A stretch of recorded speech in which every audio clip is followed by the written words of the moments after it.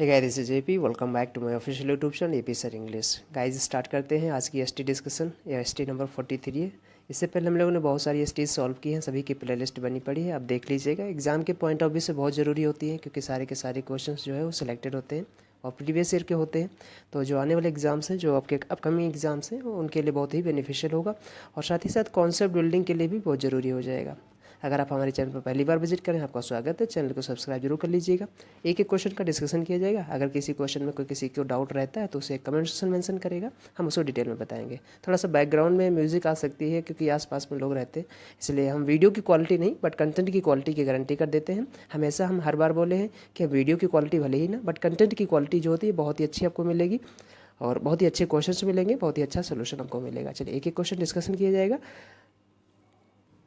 चलिए question number 1 कह रहा है कि select the correctly spelled word. इसमें से चारों ऑप्शंस में कौन सा वर्ड करेक्टली स्पेल्ड किया गया है आप देखिएगा, आंसर बताइएगा। सो आंसर हमारे पास यहाँ पर जो होगा अकम्पैनिमेंट होगा। So option number B is going to be right answer. Accompaniment जो है वो करेक्टली स्पेल्ड किया गया है, बाकी सारे ऑप्शन जो है वो गलत तरीके से स्पेल्ड किए गए हैं।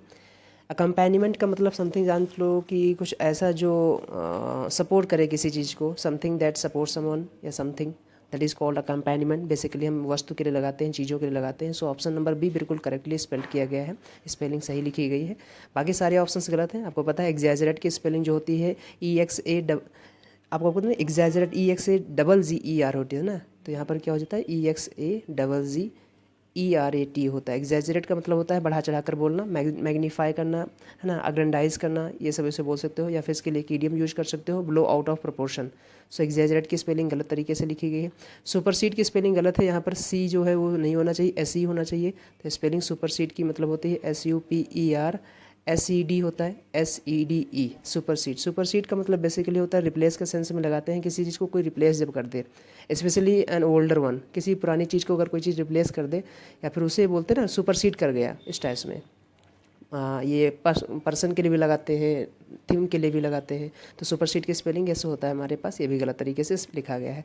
डिडक्टिबल की स्पेलिंग भी गलत तरीके से लिखी गई है। इसमें यहाँ पर आंसर होना चाहिए था ए की जगह पर आई होगा, डिडक्टिबल। सो डिडक्टिबल की स्पेलिंग है DEDUCTIBLE, है ना, डिडक्टिबल। डिडक्टिबल का मतलब होता है एबल टू बी डिडक्टेड, है ना, एबल टू बी डिडक्टेड, जिसे काटा जा सके, जिसकी कटौती की जा सके, वो डिडक्टिबल होता है। So option number B is going to be right answer हमारे पास क्वेश्चन नंबर 1 का। आगे बढ़ते हैं question number 2। Select the most appropriate option to fill in the blank.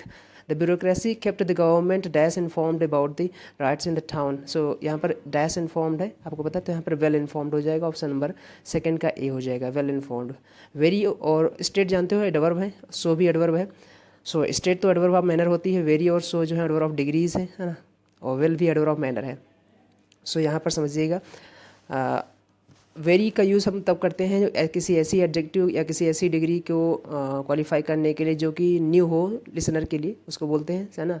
तो वेरी जो रिफ़र करता है, बेसिकली इट इंट्रोड्यूसेस, है ना, किसी डिग्री को इंट्रोड्यूस करता है। It introduces to some degree which is new, उसके लिए हम वेरी लगाएंगे। और सो का यूज़ हम करते हैं किसी डिग्री को रिफ़र बैक करने के लिए, यानी हम सो जब लगाएंगे जब वो किसी ऐसे एडजेक्टिव एडवर्ब के बारे में बता रहे हैं जो ऑलरेडी लिसनर को पता है, जिसके बारे में बताया जा रहा है। सो कि ये एडवर्ब ऑफ डिग्रीज है, मैग्नीफाई करती हैं, इंटेंसिटी बढ़ाती हैं, तो ये डिफरेंस है, याद रखिएगा। वेरी का यूज़ और सो का यूज़ कहाँ पर होगा, याद रखना। स्ट्रेट एडवर्ब है, स्ट्रेटली कोई वर्ड नहीं होता, याद रखना।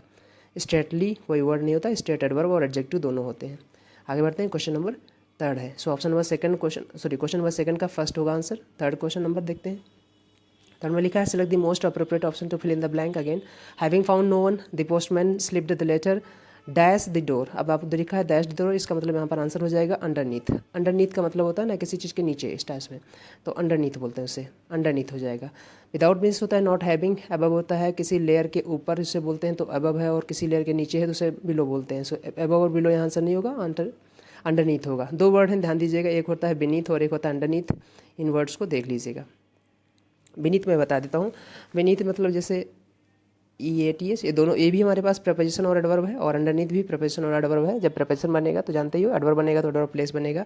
सो बीनीथ और अंडरनीथ होता है। बीनीथ का मतलब वन टच वन कम बॉटम, जैसे कोई चीज़ है यहाँ पर प्लांट की गई है तो वो बीनीथ होगा। और अंडरनीथ का मतलब जैसे मैंने कोई कहा कि ये हमारे पास डोर है या फिर अलमीरा है या फिर चेयर है, टेबल है, कुछ भी है ना, जिसके नीचे अगर किसी के नीचे कुछ रख दो उसे हम बोलते हैं अंडरनीथ, ताकि हिडन हो, छुपी हो, जो चीज़ को रख रहे हो आप, उसे हम अंडरनीथ बोलते हैं। So underneath is going to be right answer. आगे बढ़ते हैं, क्वेश्चन नंबर 4। सेलेक्ट द लिखा है कि इसमें भी फिल इन द ब्लैंक है। Sunil left school in 2014, I have not seen him, dash past time है तो सो यहाँ पर रेफर करेगा सिंस, मैं तब से उनको नहीं देखा हूँ, so since is going to be right answer. Question number 5 देखते हैं।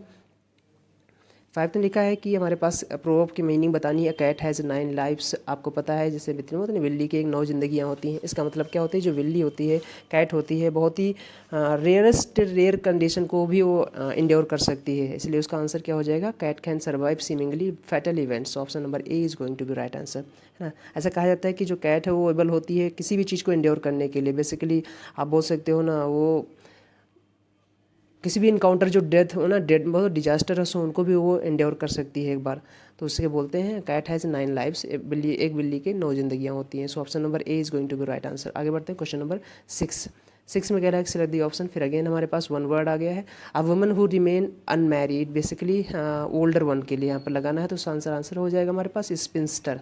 Sphincter is going to be right answer. मोला सॉरी मॉल जो बेसिकली बोलते हैं एक्चुअल में, जो हमारे पास ए ऑप्शन में लिखा है मॉल, इसका मतलब ये ना ए फीमेल जो बोल सकते हैं कंपेनियन होती है, जो गैंगस्टर की लीडर होती है ना, female companion of a gangster इसे बोल सकते हो, है ना, या फिर आप गैंगस्टर्स लीडर बोल सकते हो ना, जो फीमेल वाला हो ना इस टाइप में, उसके लिए मॉल बोलते हैं। और नलीपैरा मतलब ये एक ऐसी वुमेन या फिर कोई भी आप फीमेल एनिमल के लिए लगा सकते हो, who has never born a child, है ना, उसे बोलते हैं नलीपैरा। ब्लॉन्डे मतलब जानते हो ना, a women with golden hair, उसे बोलते हैं ब्लॉन्ड। सो ब्लॉन्ड ही हो जाए यहाँ पर हो जाएगा। सो आंसर हमारे पास क्या हो जाएगा, स्पिंस्टर हो जाएगा। आगे बढ़ते हैं क्वेश्चन नंबर 7 देखते हैं। 7 में हमारे पास जंबल है, और जंबल में जो क्वेश्चन आंसर हमारे पास होगा पढ़ लीजिएगा। 1 नंबर दे रखा है और 2 नंबर दे रखा है, बीच में जंबल किया गया ए बी सी और डी को, है ना, पहला और दूसरा दे रखा है, यानी पहला और लास्ट दे रखा है 1 और 2 के रूप में, हमको बीच में जंबल अरेंज करना है। सो आंसर हमारे पास जो हो जाएगा वो बी डी ए सी, यानी कि हमारे पास आंसर हो जाएगा B D A C. So option number C 7 C हो जाएगा, 7 का सी हो जाएगा बी डी ए सी। आगे बढ़ते हैं क्वेश्चन नंबर 8 का आंसर हो जाएगा, बहुत आसान है। रंगा इज द अकाउंटेंट, रंगा इज द अकाउंटेंट सन, रंगा अकाउंटेंट लड़का है, फिर उसके बारे में बताई गई है, तो यहाँ पर हमारे पास बी के बारे में बताया गया, हिज वन रेयर ब्रीड, है ना, और bless folk who loved studies, जो पढ़ने में उसको अच्छा लगता था, वो एक रेयर इंसान था, इसके बारे में बताया गया। So B D A C is going to be right answer, option number C. 8 का क्वेश्चन है हमारे पास, reptiles dashed from amphibians for a long period of 160 million years of Earth's history. Reptiles were the dominant form of life on the planet and dash in an enormous variety of shapes and sizes. This option number यहाँ पर बात की गई है उनके विकास की और उनके एग्जिस्टेंस की। So option number B is going to be right answer, evolve on existed is going to be right answer. बाकी सारे ऑप्शन गलत हैं। डेवलपमेंट तो मतलब होता है किसी चीज़ की क्रिएट करना, कंटिन्यू मतलब बनाए रखना होता है, कि मतलब आना, एग्जॉस्टेड मतलब थका होना होता है, इन्वॉल्व में तो शामिल होना होता है, लिव्ड मतलब रहना होता है। सो आंसर यहाँ पर बी हो जाएगा। आगे बढ़ते हैं क्वेश्चन नंबर 9 देखते हैं। 9 में कह रहा है कि improve the underline part. Underline part दे रखा है हमारे पास, लिखा है the child had thrown my wallet into the river before I had left, sorry before I had stopped him. So before I had stopped नहीं हो, यहाँ पर अगर पास्ट परफेक्ट आ गया तो बिफोर के बाद यहाँ पर पास्ट इंडिफरेंट टेंस आएगा, आपको पता है V2 फॉर्म। सो क्या हो जाएगा, ये भी गलत हो जाएगा, बी भी गलत है। सो आंसर बढ़ते हैं आगे।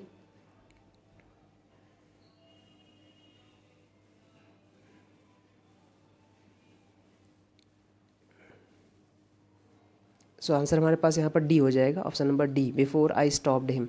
क्वेश्चन नंबर 10 देखते हैं। यहाँ पर भी हमें चूज करना है, fill in the blanks. My sister does not like what, my sister नहीं पसंद करती है, किसे नहीं पसंद करती है। अगर इंसान को पसंद नहीं करती है तो यहाँ पर मी लगाएंगे, अगर मुझे नहीं पसंद करती है। मेरे एक्शन को नहीं पसंद करती है तो मेरे जेरन यहाँ पर लगाऊंगा। अब यहाँ पर कह रहा है कि डज नॉट लाइक डैश, तो मी कमिंग सो लेट, मुझे आना, मुझे नहीं पसंद करती है, मतलब मेरे देर को आने को नहीं पसंद करती है। सो आंसर हमारे पास क्या हो जाएगा, my coming late, my coming so late. So option number C is going to be right answer, my coming so late. बाकी नहीं होगा, माई कमिंग सो लेटली नहीं होगा, लेटली मतलब रिसेंटली होता है, तो लेटली वाला ऑप्शन गलत हो जाएगा। आई कमिंग सो लेट गलत हो जाएगा, जीरन को क्वालिफाई पजेसिव एडजेक्टिव करेगा, तो ये अभी गलत हो जाएगा। सो हमारे पास आंसर क्या हो जाएगा, सी हो जाएगा। आगे बढ़ते हैं question number 11। Select the most appropriate option to fill in the blank. फिर है कम वॉट में आई सेल अधियर टू, आपको पता है अधियर के साथ टू लगता है। कुछ और वर्ड्स हैं जैसे abide by, adhere to, conform to, इसके साथ वर्ड याद रखिएगा, इन सभी का मतलब फॉलो के सेंस में लगाते हैं। So adhere to is going to be right answer, option number C is going to be right answer.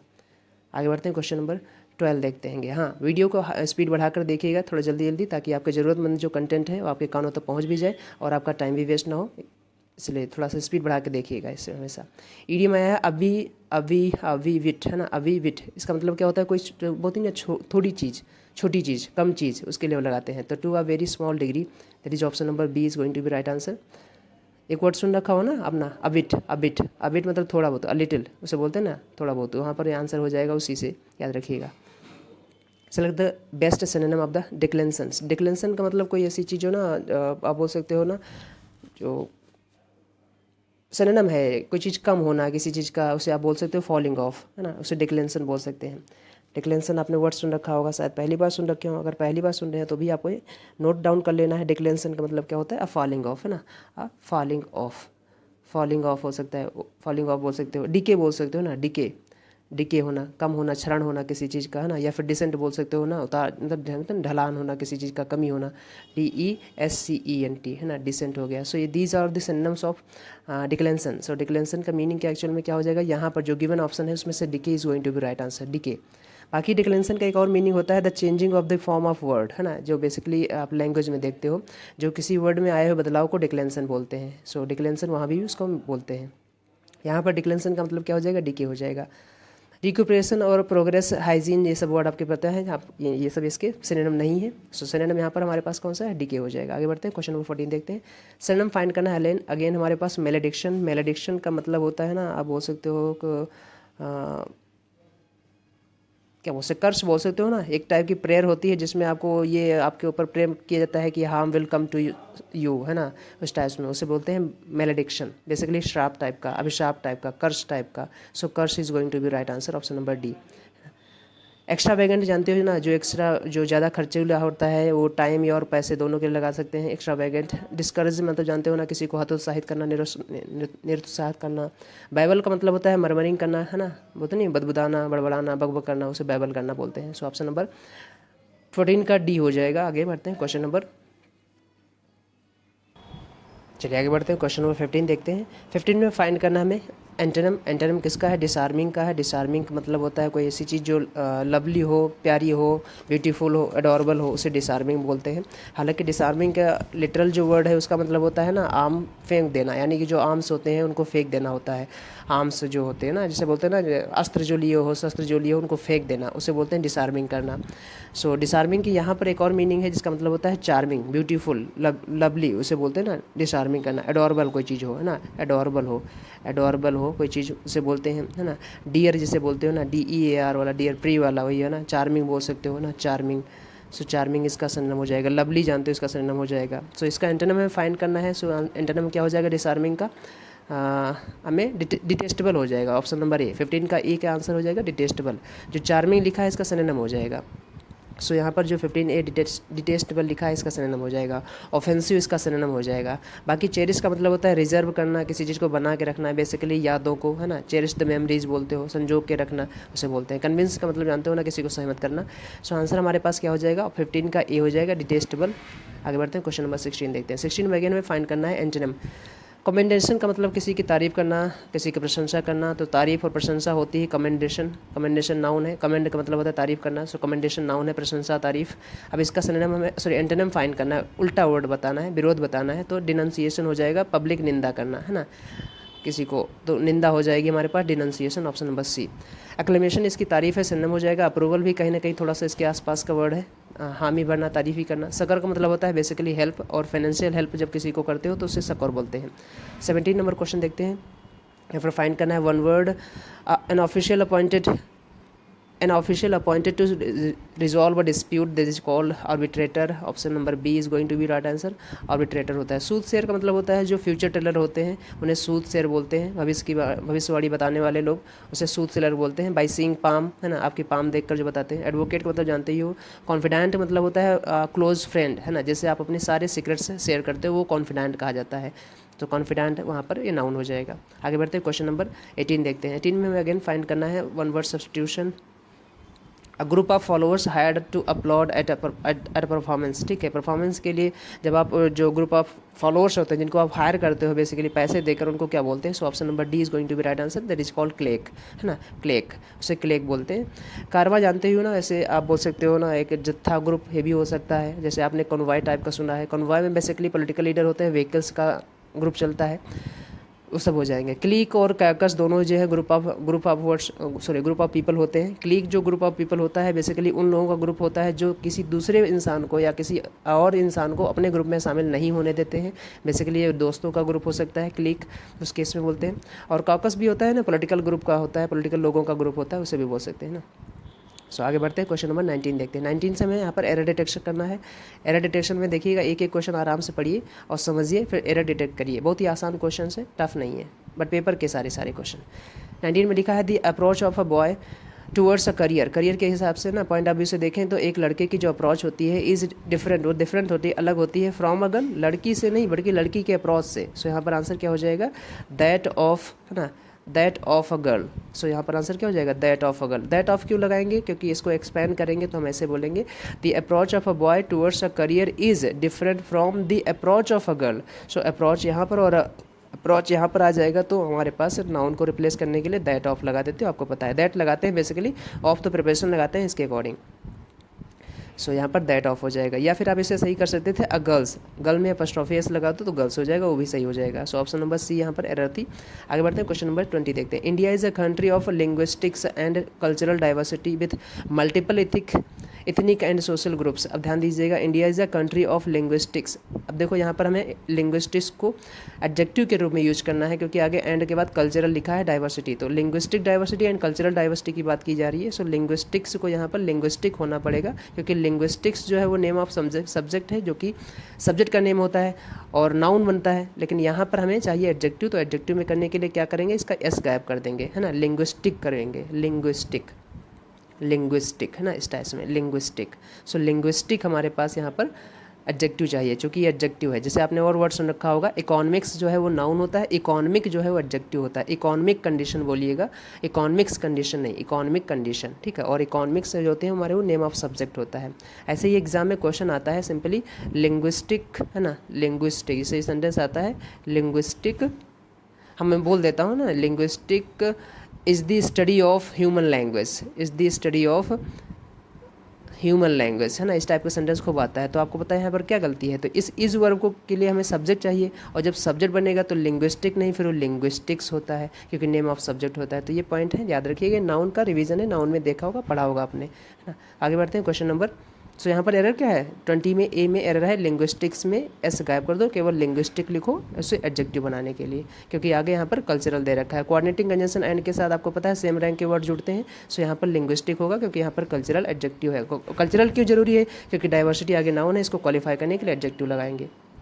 आगे बढ़ते हैं, question number 21। She was tired of, अब आपको पता है प्रपोजिशन के बाद वर्ब की आईएनजी फॉर्म आती है, सो टॉक की जगह पर टॉकिंग कर देंगे। ये तो आसान सा क्वेश्चन था।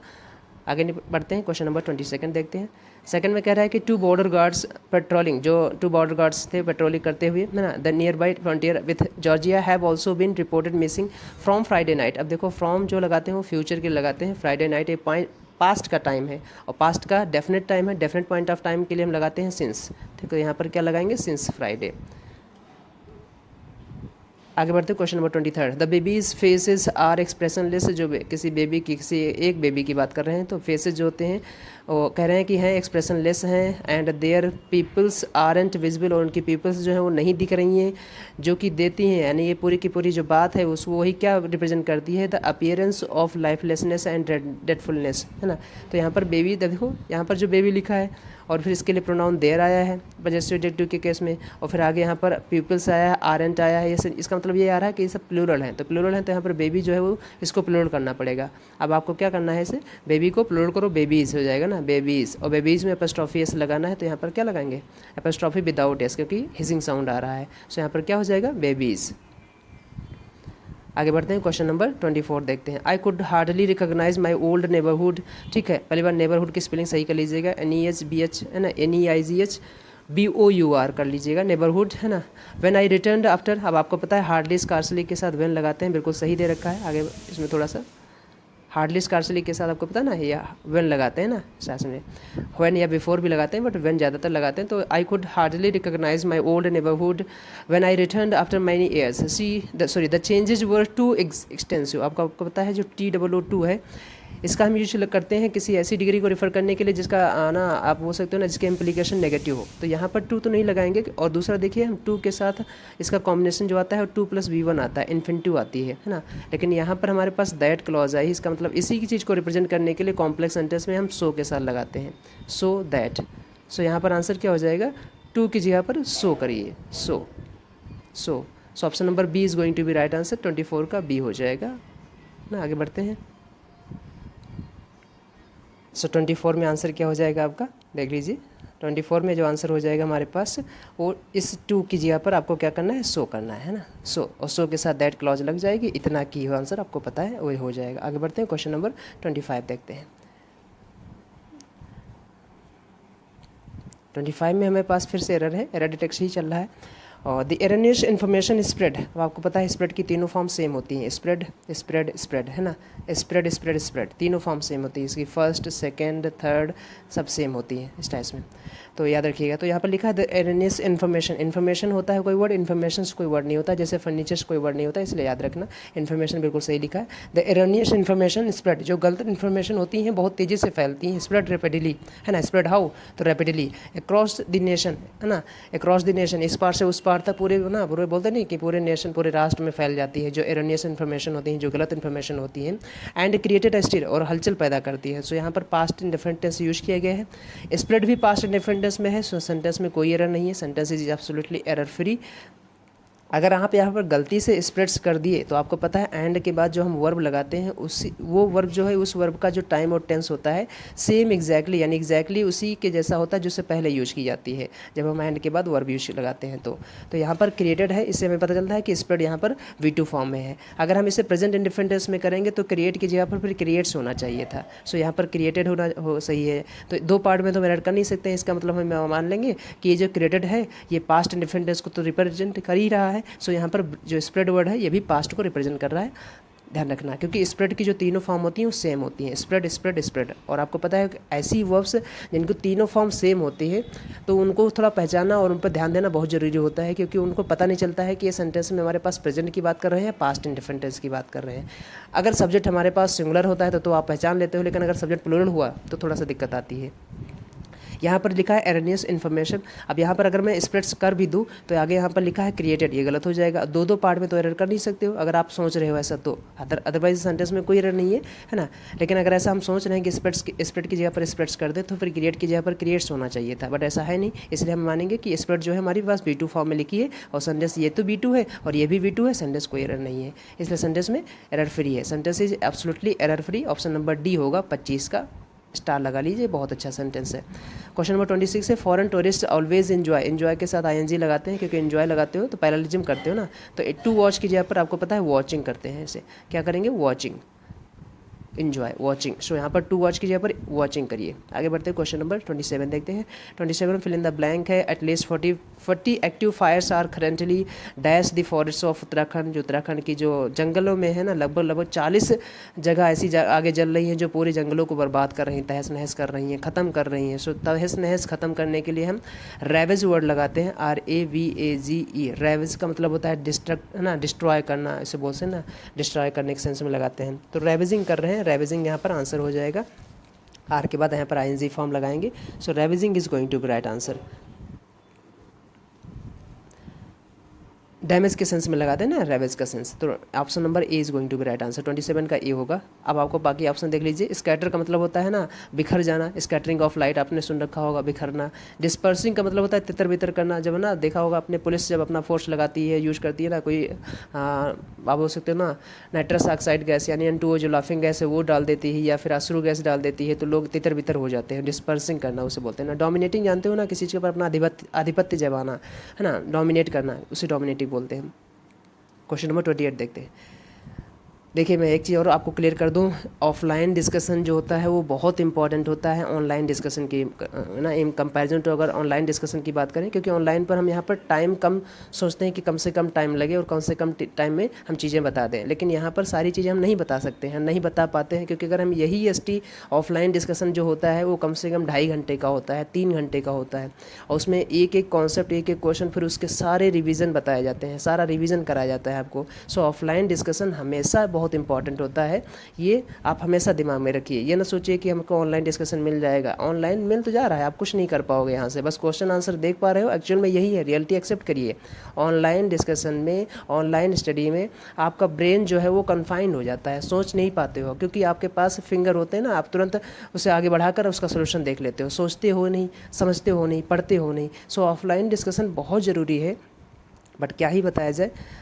ऑनलाइन मेरा तो काम है, हमारे साथ तो बहुत सारे बच्चे जुड़े हैं, हम उनके लिए भी हो जाएगा, और सोल्यूशन तो मैं दूंगा ही दूंगा, आपकी मर्ज़ी, ऑफलाइन आइए या ऑनलाइन आइए। चलिए क्वेश्चन नंबर 28 देखते हैं।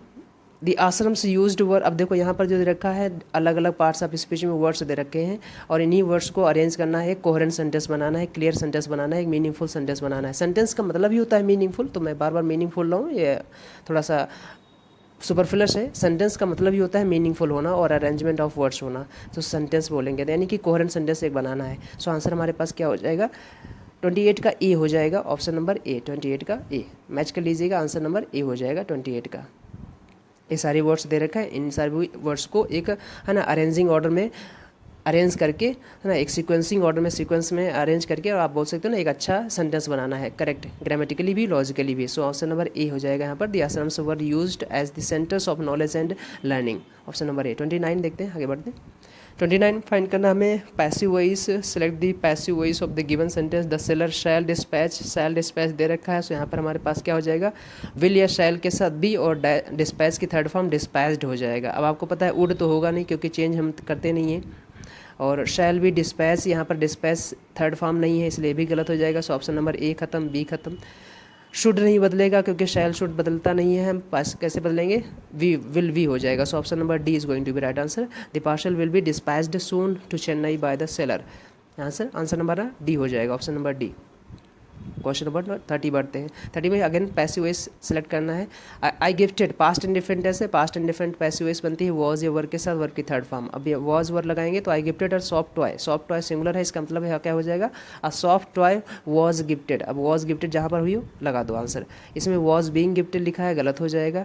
इसमें इज लिखा है, गलत हो जाएगा, टाइम बदल दिया। इसमें was gifted to my daughter, ये भी गलत लिखा है, गलत तरीके से पेश किया गया है, सो सी भी गलत, ऑप्शन नंबर डी हो जाएगा। A soft toy was gifted to my daughter by me on her birthday, option number D. 30 बढ़ते हैं। क्वेश्चन नंबर 31 कह रहा है select the indirect speech of the given sentence. लिखा है the lawyer told the father of the accused, ठीक है। There is a rumour, तो वॉज हो जाएगा, ही हैज़ तो हैड हो जाएगा। तो वॉज और हैड किस में है, आंसर देख लीजिए, वॉज है यहाँ पर और हैड इसमें नहीं है, तो ये गलत हो जाएगा। हैज़ हैड लिखा है, हमें नहीं चाहिए, और हमारे पास वॉज इसमें है और ही हैड इसमें है, तो इसका मतलब आंसर हमारे पास बी हो जाएगा, है ना, 31 का बी हो जाएगा आंसर। बाकी देख लिए सी में क्या लिखा है, इसमें सी में इन्होंने हैड कर दिया है सीधे, तो इसको हैड नहीं करेंगे, गलत हो जाएगा। ये भी हैड किया, गलत हो जाएगा। डी में भी इन्होंने ऐसे ही किया है, सो डी भी गलत हो जाएगा यहाँ पर। आगे बढ़ते हैं, क्वेश्चन नंबर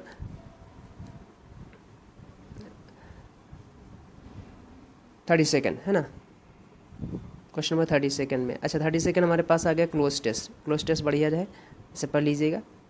देखिए यहाँ से आपको क्लोज टेस्ट करना है और इसे अच्छे से पढ़िएगा। एस्ट्रोनॉमर्स के बारे में बात की गई है, जिन्होंने डिस्कवर किए हैं 60 न्यू मून्स, यानी जो 62 नए सैटेलाइट्स जो उन्होंने डिस्कवर किए हैं, उनके बारे में बात की गई है एक एक करके। बढ़िया सा क्वेश्चन है, बढ़िया सा पैसेज है। तो astronomers have discovered 62 new moons orbiting the ringed planet Saturn, ठीक है। Though some of the moons had been dash as early as 2019। So option number A 1 को फिल करना है, और ऑप्शन नंबर 1 जो आएगा वो क्वेश्चन नंबर 33 में आएगा। और सो यहाँ पर हैड बीन के साथ आपको पता है वर्क की थर्ड फॉर्म लगाएंगे, एज अर्ली एज, है ना, 2019। सो स्पॉटेड हो जाएगा, स्पॉटेड, है ना। सो आंसर नंबर हमारे पास 33 का स्पॉटेड हो जाएगा। मैं आंसर बता देता हूँ, एक बार फिर देख लीजिए। 32 का आंसर जो हमारे पास हो जाएगा वो प्रोसेस हो जाएगा, यानी क्वेश्चन नंबर जो option number fill in the blank में 3 नंबर में जो फिल करना है उसे प्रोसेस फिल करना है। और जो क्वेश्चन ऑप्शन नंबर यानी fill in the blank number 1 में फिल करना है जो, उसे हम स्पॉटेड यूज करेंगे। नंबर 4 में जो फिल करना है वो दीज होगा, और नंबर 2 में जो फिल करना है वो हमारे पास हो जाएगा कन्फर्म, ऑप्शन नंबर 35 का ए हो जाएगा। एक बार फिर से देख लीजिए, जो हमारे पास आंसर है वो मैच करते हैं। फिर से देखिए हमारे पास आंसर 32 में, यानी कि जो ब्लैंक नंबर 3 है उसमें जो आंसर आएगा वो हमारे पास प्रोसेस आएगा। ब्लैंक नंबर 1 में जो ऑप्शन आएगा वो स्पॉटेड आएगा, ब्लैंक नंबर 4 में जो ऑप्शन आएगा वो दीज आएगा यानी सी, और ब्लैंक नंबर 2 में जो ऑप्शन आएगा वो कन्फर्म यानी ऑप्शन नंबर ए आएगा। आगे बढ़ते हैं। रीड दी पैसेज है और पैसेज को पढ़िएगा, है ना। हैप्पीनेस के बारे में बताया गया है, कैसे हम उसे डिस्कवर करें, कैसे हम उसे में है ना उसको फॉलो करें, और क्या चीज़ हमें हैप्पी कर सकती है, क्या चीज़ नहीं कर सकती है, ये सब चीज़ों के बारे में बताया गया है। थोड़ा सा ह्यूमरस वे में बताया गया है ना। और तो यहाँ पर आंसर है पैसेज पढ़िएगा, और पैसेज पढ़ कर आप अंडरस्टैंड करिएगा, फिर आंसर दीजिएगा। देखो मैं इसे पॉज करके पढ़िएगा, बहुत ईजी है। What is the tone of the author, तो ऑथर की टोन क्या की गई है, तो मैंने बताया ना थोड़ा सा ह्यूमरस वे में इन्होंने बताया है हर चीज़ें, तो humorous is going to be right answer. Philosophical नहीं होता है, फिलोसॉफिकल वो होते हैं जो डीप थिंकर होते हैं, यहाँ पर किसी डीप थिंकिंग के बारे में नहीं बताया गया है, सो फिलोसॉफिकल नहीं होगा। थ्रेटनिंग, यहाँ किसी चीज़ की धमकी धमकाने के बारे में बात भी नहीं की गई है। और pessimistic, one who seize the dark side of something, इसे बोलते हैं निराशावादी, उसके बारे में भी नहीं बताया गया है ना। सो यहाँ पर हमारे पास ऑप्शन नंबर 36 का ए हो जाएगा। ह्यूमरस वे में बताया गया, थोड़ा सा हैप्पी और फनी वे में बताया गया है। 37 में लिखा है how do you sum up the argument of the passage के आर्गुमेंट को कैसे सम अप करोगे, सो आंसर नंबर डी हो जाएगा। It is about finding the real essence of happiness के बारे में बताया गया, ये हमारा पास आंसर हो जाएगा। 38 में कह रहा है कि what is the most important part of happiness according to the author के अकॉर्डिंग सबसे मोस्ट इंपॉर्टेंट हैप्पीनेस क्या है। सो यहाँ पर है हमारे पास free, lofty and fearless mind, ये लास्ट में लिखा है, आप इसे पढ़िएगा, आसान है। सो ऑप्शन नंबर 38 का ए हो जाएगा। 39 कह रहा है what can one person have for his happiness के लिए क्या कर सकता है, सो इनर जॉय के लिए कर सकता है, सो ऑप्शन नंबर सी हो जाएगा इसका। 40 कह रहा है select the most suitable synonym of form का मतलब होता है स्टीड फास्ट होना, दृढ़ हो जाना उसे बोलते हैं, सो आंसर नंबर ए हो जाएगा स्टीड फास्ट। डिलाइट जानते हो, रिसोर्स जानते हो, वर्च्यू जानते हो। सो यहाँ पर हमने क्या कर दिया, एक और से डिस्कशन कर दिया, बट मैं अगेन फिर से बता दे रहा हूँ कि ऑफलाइन डिस्कशन बहुत ज़रूरी होता है ऑनलाइन की अपेक्षा, है ना। ऑनलाइन में ये भी थोड़ा माइंड में आ जाता है कि अगर बहुत लंबा वीडियो मैं बना देता हूँ तो आप लोग देखते नहीं हो। अगर एक्चुअल में इसका डिस्कशन कर रहा हूँ तो इसी सीट का डिस्कशन लगभग 2.5 घंटे में, नहीं 2.5 घंटे में तो 1.5 घंटा तो जाएगा, लगभग 1 घंटा या फिर 1.25 घंटा या 2 घंटे तक तो पहुँच ही जाएगा, जब हम हर चीज़ को डिटेल में डिस्कस करेंगे और उससे रिलेटेड जितने भी पॉइंट हैं और भी बताएंगे। ये फ़ायदा आपको ऑफलाइन में मिलता है ना। और वहाँ पर ऑफलाइन का ये भी फ़ायदा है कि आप ST जब अटेम्प्ट करते हो तो आपको भाव आपका ना बोलते नहीं, मैंने बताया ना कई बार कि कई बार पढ़ने से ज़्यादा चीज़ें एग्जीक्यूशन ज़रूरी होता है। आप जो पढ़ रहे हो उसको एग्जीक्यूट कर पा रहे हो, उसको अमल कर पा रहे हो, ये बहुत ज़रूरी है। सो ऑफलाइन ST बहुत ज़रूरी होती है, डिस्कशन बहुत ज़रूरी होता है ना इस टाइप में। और ST जब भी दिया करो तो आप ये मान लो कि हम एग्ज़ाम दे रहे हैं, उससे आपको फ़ायदा रहेगा। आप हमेशा अपने आप को पहचान पाओगे कि एक्चुअल में गलती कहाँ कर रहे हो। किसी भी चीज़ की ना कोई भी अनफेयर मीन्स आप नहीं यूज करो ST के दौरान, और बिल्कुल ना सही तरीके से ST दिया करो। चलो मिलते हैं नेक्स्ट ST में, तब तक अपना ध्यान रखिएगा, पास मस्त होकर पढ़ते रहिए। अगर और कोई चीज़ आप जानना चाह रहे हो या किसी और चीज़ में प्रॉब्लम आ रही है तो आप हमें बता सकते हो। और हाँ, PDF के लिए आप हमारा टेलीग्राम चैनल ज्वाइन कर सकते हो, वहाँ पर आपको फ्री PDF मिल जाएगी, इस सीट की भी और इसकी आंसर की भी मिल जाएगी। वहीं पर बहुत सारी और PDFs मिल जाएंगी जहाँ पर idioms हैं, वन वर्ड हैं, है ना, एरर डिटेक्शन के हैं, या फिर क्लास के जो टॉपिक होते हैं, क्लास टॉपिक एरर्स होती हैं, वो सब आपको बताते रहते हैं ना। तो जितने भी आपके PDFs हैं वो सब के सब टेलीग्राम पे मिल जाएंगी। व्हाट्सएप चैनल का भी लिंक वहाँ पर दे रखा है, वो उसको भी ज्वाइन कर सकते हो, और इंस्टाग्राम चैनल भी दे रखा है, आप उसको भी ज्वाइन कर सकते हो, उसको भी फॉलो कर सकते हो। सो मिलते हैं नेक्स्ट वीडियो में, तब तक अपना ध्यान रखिएगा। बाय बाय, जय हिंद दोस्तों।